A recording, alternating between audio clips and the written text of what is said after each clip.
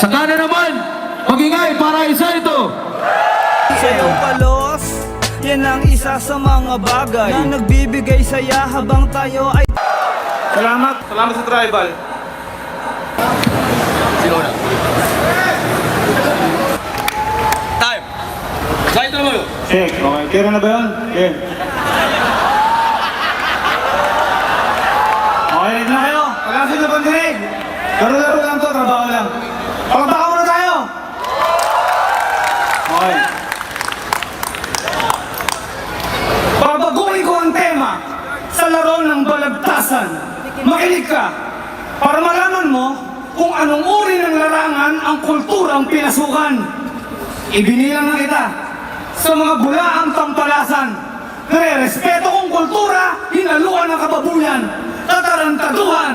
Para saan? Sa panandaliang kasikatan? Kahit dumisan mo ang wika ng sariling bayang sinilangan. Ako ang tunay na balagtas sa panahong kasalukuyan. Sa malalim na pananaw, parang senaryo ng digmaan. Nagpanggap akong mangmang para pag-aralan ng lahat. Pero mas masahol pa kayo sa tinawag kong hulmahan ng burak. Ang mga awiting ginawa ay kaluluwa ng mga sariling paggawa. Ngayon, paano mo itatago kung ikaw mismo ay nakahalata? Hindi ko ipagkakailang iba ang kulay ng ating mga balat. Pero ang dugo na dumadaloy sa akin ay tunay na dugo ng manunulat. Ano ang gusto mong topic? Si target pagtawanan? Wag, baka sumikat na naman. Ganito, pumila kayo ng maayos. Walang magtutulakan. Tatakpan ko yung mata. Sabay-sabay natin kutusan. Biro lang yun. Gusto kong tumawa ang lahat. Ito yung freestyle ko, mga sulido kong mga banat. Nandito ako ngayon, kahit yung oras kakapusin. Ang gusto ko lang naman, lahat ng tao rito pasayahin. Anong gusto niyong klase ng laro? Basagan ng bungo? Mabait akong tao. Tinuruan ako ng magulang ko.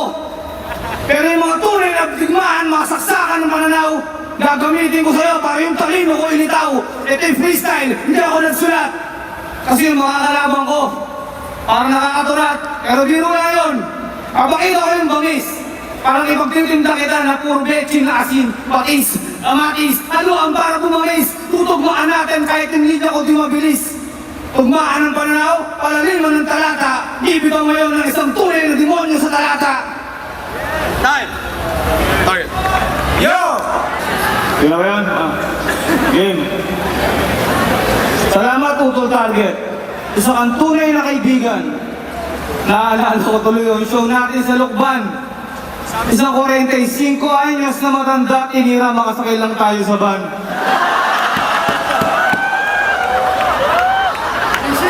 Tapos, papunta na tayo sa venue, sinumpong ka ng pagtatae. Naghanap ako ng gamot, pero wala akong nabili. Sabi mo, Utol Site, yung basahan, please pakiabot. Pero hindi totoo yun. Gusto ko lang tumawa kayo.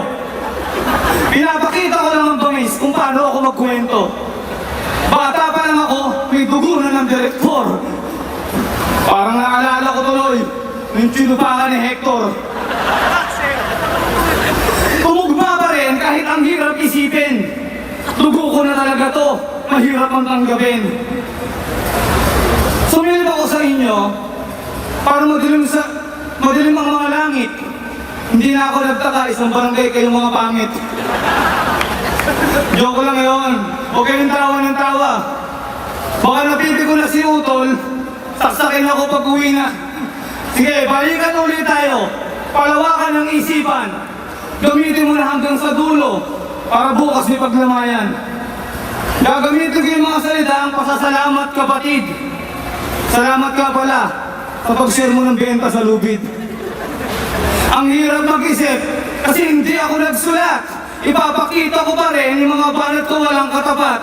Si Utol Target nag-aral, mataas na antas. Pero ako lumaki, pero yung katalinuhan ay bakas. Sige, bibigyan natin ng kwento para lalong sumaya. Si Utol Target umupo na para mananalangin pa. Tutok niya yung camera. Para si Target sumikat. Ang ganda ng picture niyan, chicks. Hanggang balikat. Tapos, gagamitan ko pa rin Parang mahi ka kanina. Si target at salamin, mas malabo pala yung mata. Joke lang yun, tol. Walang pikunan. Nag-iisip ako. Parang sagad sa pandayan. Batang gumagawa ng itak. Ang katalinuhan ay solido. Ipapakita ko ngayon yung mga kwento kong invento. Maraming tao rito. Kahit merong naiinis. Kanina yung gwardiya ron.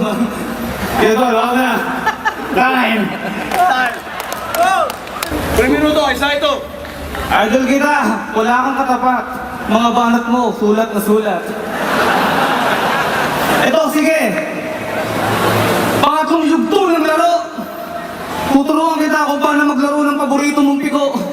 Kaliwa kanan, harap likuran, takbo tayo, si target, andyan na naman. Anong kapitan? Dinamay mo ko yung kapitan.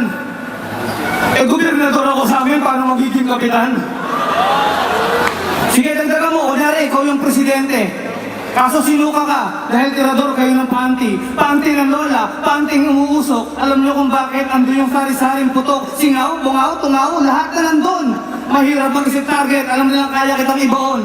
Hindi ko lang ginawa kasi may pinagsamahan tayo. Ang gusto ko lang naman mapasayahin yung mga tao. Pero kung bagaling na ng tugmaan, di na kailangan magsulat. Si target ang kalaban ko, hindi naman ganun kabigat.